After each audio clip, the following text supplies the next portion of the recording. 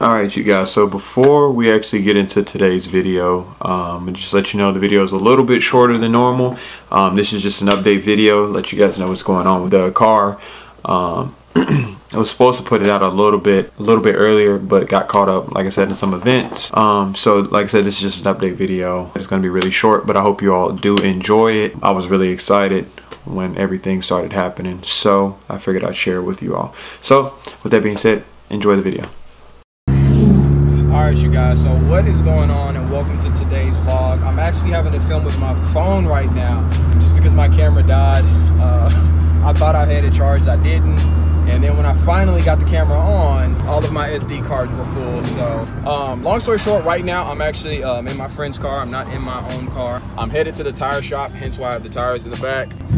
Had pretty much a blowout on this wheel right here. I hit a really big ass pothole down there in Mexico a couple days ago. We're actually here. My guy Titan Tires, he always takes care of me because nobody wants to stretch a tire. So yeah, he's actually getting me set up right now.